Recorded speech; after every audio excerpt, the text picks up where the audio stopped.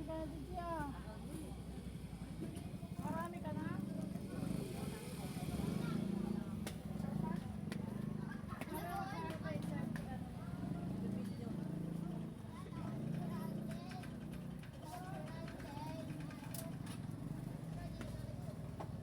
Sino?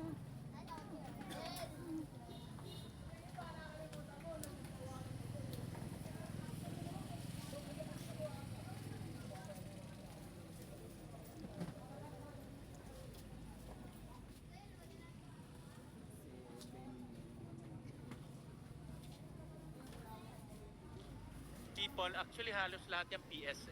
Yes, Halos lahat majority tao. po. Nasa 70% po is PS and then equipment, facilities, and utilities Yes, po. so just to qualify, Senator Marcoleta, DPWH lang to hindi pa ito sa lahat.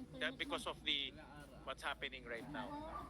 Pero Madam Boa, naalala kita kasi meron tayong pinag-usapan, di ba?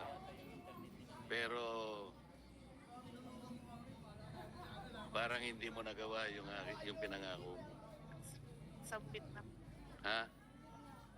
Mamaya na lang po.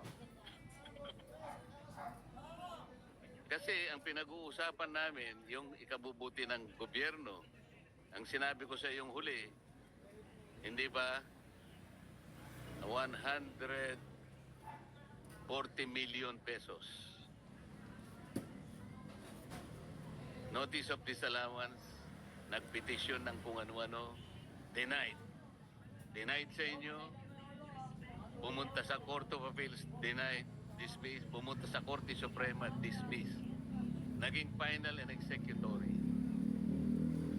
Ang nakapagbalik lang, 3 million plus. So 137 million, final and executory, hanggang ngayon hindi nyo nasisingit.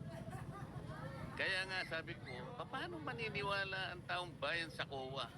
Samantalang napakalaki po ng inyong pananagutan. Kayo po ang security guard ng pera ng bayan. Kahit na po gaano kagandang report ang ibigay nyo sa amin. Halimbawa, nag-submit kayo ng report sa chairman na talaga naman pong walang kasing ganda po yung report ninyo.